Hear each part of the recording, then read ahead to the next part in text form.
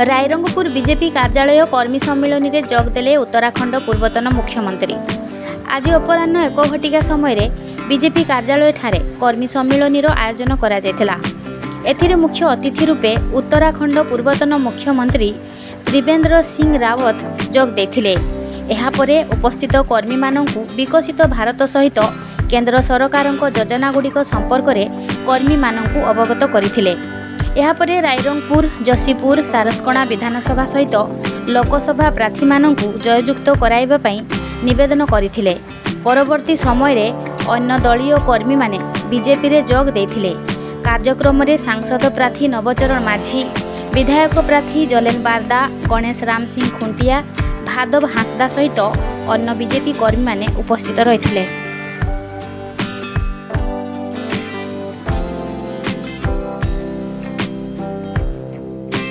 और सब कार्यकर्ताओं ने एक मत होकर एक बार फिर मोदी सरकार और उड़ीसा में डबल इंजन सरकार का संकल्प लिया। भारतीय जनता पार्टी इस बार उड़ीसा के डेवलपमेंट के लिए, उड़ीसा के विकास के लिए डबल इंजन का सरकार की पक्षधर है। जो विकास उड़ीसा का रुक गया उसे डबल इंजन से ही दूर किया जा सकता है और इसलिए भारतीय जनता पार्टी उड़ीसा में भी सरकार बनाएगी और दिल्ली में तो बनाने ही जा रही है।